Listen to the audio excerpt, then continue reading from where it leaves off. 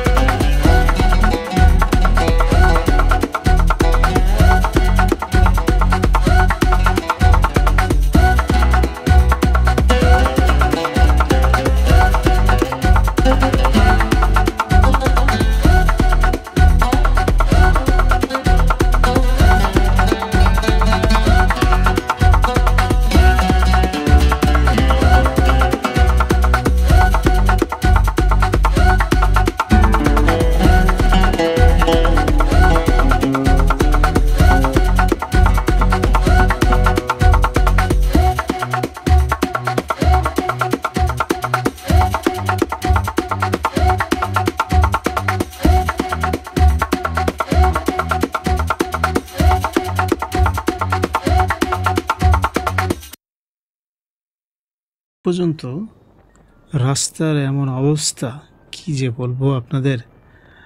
যদিও রাস্তার কাজ চলতেছে, তবে অনেক দিন যাবৎ ধরে এই অবস্থা, কি বলবো, বলার ভাষা নেই। আসলে কাজ চলমান, যতদিন পর্যন্ত এই রাস্তাগুলো ফুলভাবে কমপ্লিট না হচ্ছে, ততদিন পর্যন্ত এরকম ধুলা, গ্যাপ, এটা আসলে আমাদের জন্য অনেক রিস্কি। তো আমাদের খুব সাবধানে চলাফেরা করা দরকার। তো বন্ধুরা দেখতেই পাচ্ছেন কি অবস্থা, অত্যাধিক ধুলা উঠতেছে। তো আসলে আমরা যারা বাইক রাইড করি, আমাদের আসলে সেফটি নিয়ে চলাফেরা করা দরকার।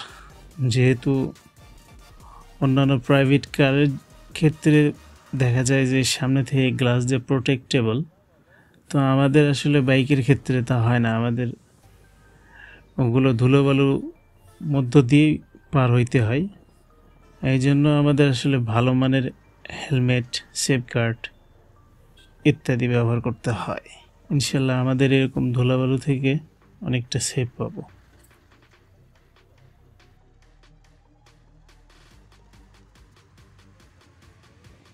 अरे कहना क्या चाहते हो?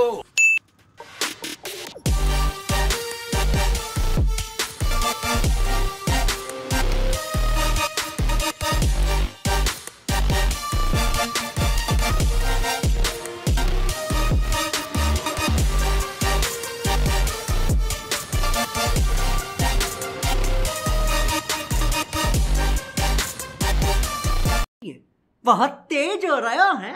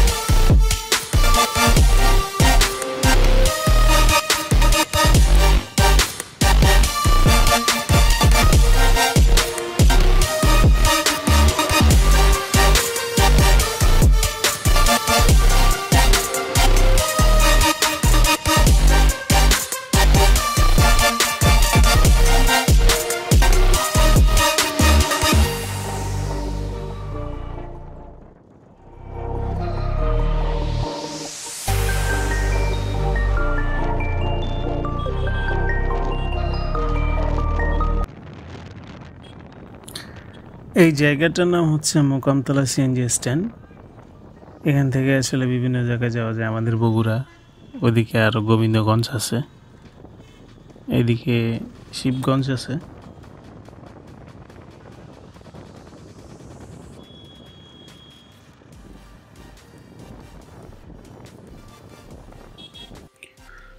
সিএনজি স্ট্যান্ড পার হয়ে এখানে বিশাল বড় একটা কলার হাট লাগে। তো ট্রাকে ট্রাকে কলার বোঝাই হচ্ছে, বিভিন্ন জায়গায় চলে যাবে। এখান থেকে দেশের বিভিন্ন জায়গায় কলা চলে যায়, কাঁচা কলা।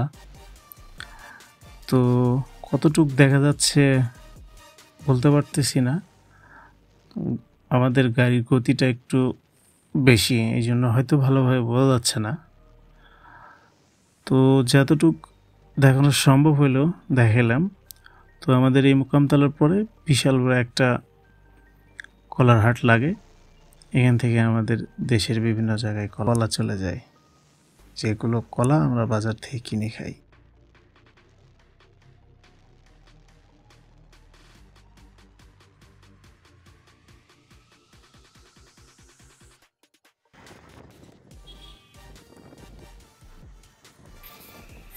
আমরা গোবিন্দগঞ্জের ভিতরে ঢুকে পড়লাম। তো রাস্তার দুপাশে যে দোকানপাটগুলো আছে এগুলো ভাঙা পড়বে রাস্তার কাজের জন্য। তো আসলে দোকানপাটগুলো না এখন বর্তমানে নষ্ট না করে আমাদের ঢাকা থেকে এবং রংপুরের ওই দিক পর্যন্ত রাস্তাগুলো কমপ্লিট হয়ে গেলে তারপরে এখানে ভাঙা শুরু করবে। তারপরে দোকানপাটগুলো ভেঙে রাস্তাগুলো তৈরি করবে। তো আসলে এই জায়গাটা খুব সরু, মানে আগে থেকে এই জায়গাটা সবসময় জ্যাম লেগেই থাকে।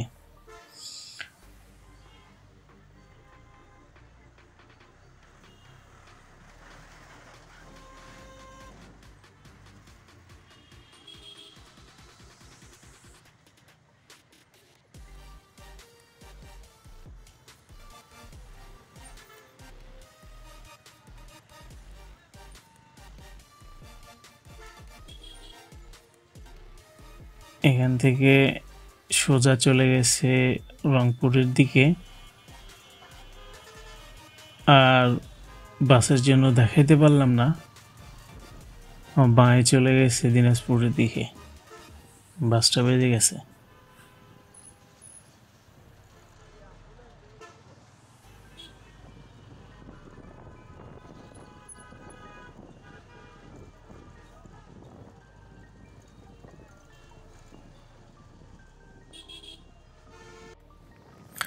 তো আমরা গাইবান্ধা রোডে ঢুকে পড়লাম।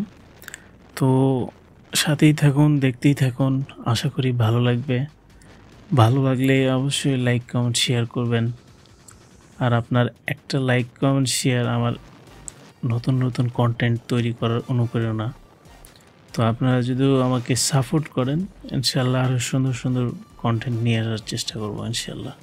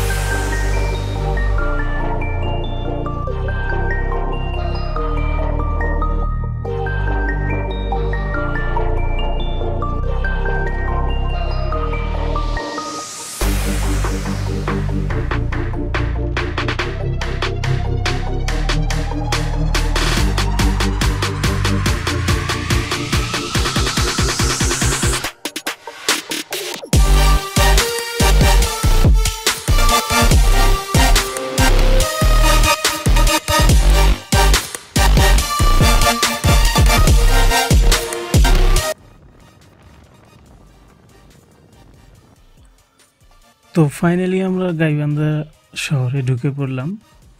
তো আসলে গাইবান্ধাতে আমাদের জেলা শিক্ষা অফিসারের কার্যালয়ে কিছু কাজ ছিল, সে কাজ সেরে আমরা রংপুরের দিকে রওনা হব।